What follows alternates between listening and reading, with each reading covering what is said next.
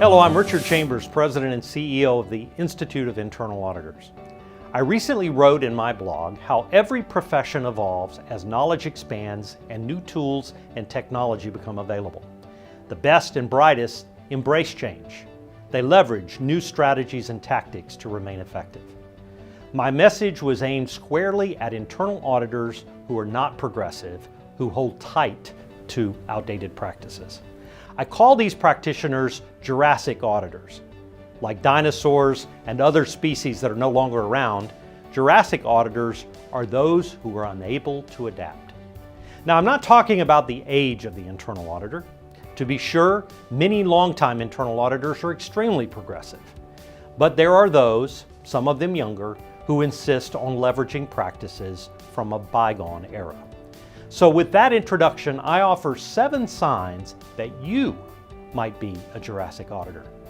Number 1, you obsess over the past.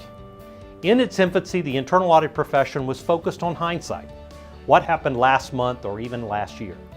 Eventually, we began focusing on insight. What is happening now? In today's ever-evolving business environment, we must provide foresight. What may happen in the future if key risks are not mitigated? Number 2, you build audit plans based on cycles rather than risks. Another professional practice from the past is the use of predetermined cycles to schedule audits. Eventually, risk-based auditing was introduced. However, some internal audit functions still use the outdated practice of conducting audits based on a schedule rather than a risk assessment. Third, you develop an annual audit plan and stick to it all year. I've written extensively about the importance of auditing at the speed of risk. Just as dwelling on the past can undermine internal audit's value, so can failure to undertake a continuous approach to risk assessment. Number 4, you avoid using technology. Technology is the great capacity multiplier for internal auditors.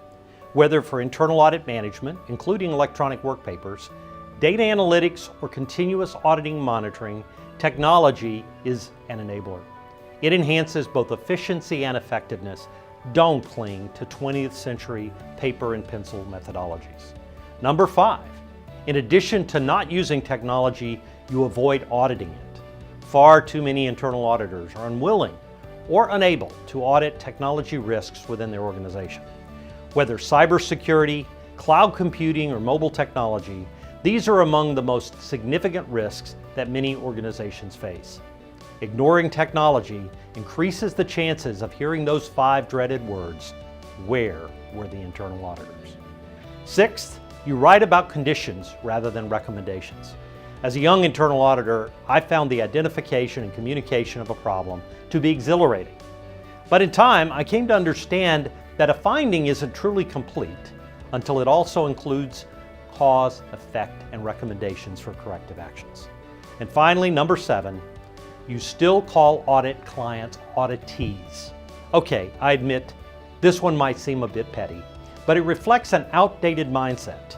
The IIA hasn't used the term auditee in decades. They're clients. This list represents my personal views on the characteristics of the Jurassic auditor. I know there are many more, but the bottom line here is to be valued, not to become extinct. We must evolve for our organization's sake and for our own.